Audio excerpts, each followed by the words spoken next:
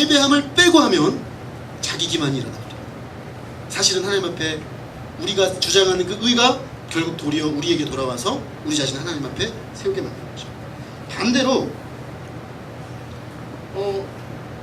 경건은 이야기하는데 우리 삶의 의에 대해서 얘기하지 않는 것, 그것도 죄입니다. 늘 교회에 있고 늘 하나님을 찾고, 그런데 하나님 앞에 내가 하나님의 말씀대로 살지 아니하는 사람과의 관계에 있어, 이웃과의 관계에 있어서 하나님을 사랑하는 것처럼 내 이웃을 내 몸과 같이 사랑하라고 하신 그 말씀을 따라 살지 않는 것, 그것도 죄입니다. 불의입니다. 오늘 말씀은 결론적으로 우리 모두를 하나님의 진노에 쏟아 부어짐 아래에 둡니다. 복음이 없다면, 예수 그리스도가 없다면 이것은 매우 심각하고 절대절명의 위기에 우리가 처해 있다는 것을 의미합니다. 마치 이것은 우리 머리 위에 뜨거운 불가마가 늘 따라다니는 것입니다. 거기에는 뜨거운 물이 잔뜩 담겨져 있습니다. 지금 하나님의 내어버려 두심 속에 우리가 돌아오기를 기다리시면서 인내하고 계시지만 언제 이것이 기울어서 떨어질지 모르는 상황인 것이죠. 사실 누구도 이것을 장담할 수 없습니다. 왜냐하면 역사적 종말은 예수님의 재림 때 오겠지만 개인적 종말은 언제든 올 수 있기 때문입니다.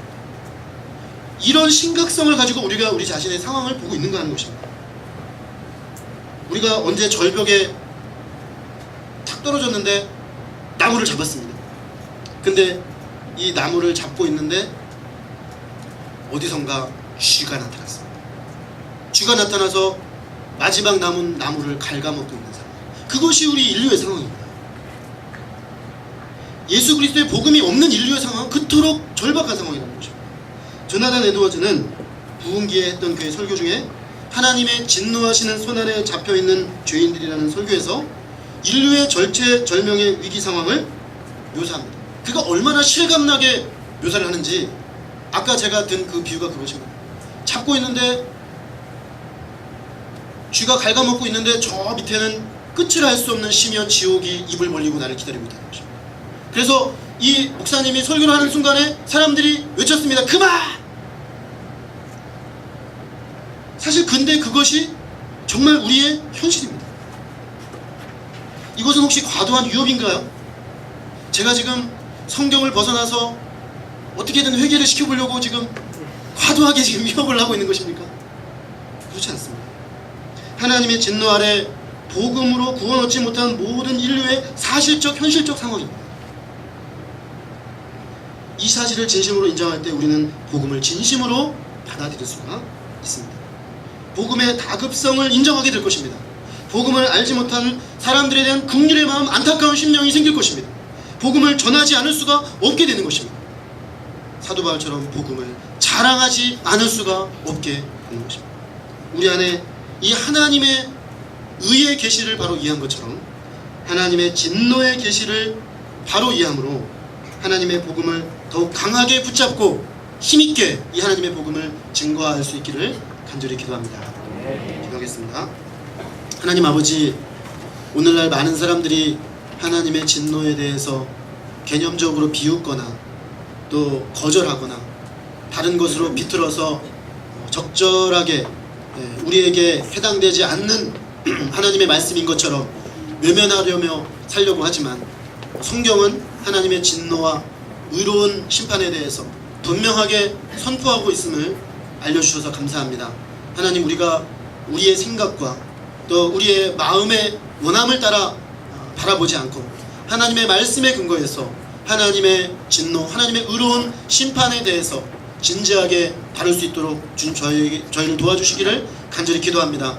뿐만 아니라 하나님의 진노가 나타나고 있는 양상들을 저희가 겸허하게 잘 살펴보아서 하나님의 그 긍휼하심 때문에 정말 의로운 재판, 심판이 나타날 그날에 임할 진노를 지금 잠시 미루어 정말 내어버려 둠으로 우리에게 회개의 기회를 주신 그 은혜를 기회로 삼아서 오히려 불의를 행하고 하나님 앞에 정말 악행을 하는 그런 거짓되고 정말 하나님 앞에 불의한 자가 되지 않게 하시고 정말 하나님의 의로우신 심판 앞에 나타나고 있는 하나님의 진노 앞에 두렵고 떨림으로 우리의 옷깃을 여미는 자들이 될 수 있도록 주님 도와주옵시기를 간절히 기도합니다. 주님, 무엇보다도 정말 하나님을 하나님으로 인정하는 것 속에서 하나님 앞에 의로운 삶이 쏟아져 나오는 것을 깨닫습니다. 주님, 그 하나님의 기준 앞에 우리가 경건치 않음과 불의로 우리의 불의함으로 진리를 막는 하나님 앞에 소망 없는 죄인인 것을 이 시간 인정합니다.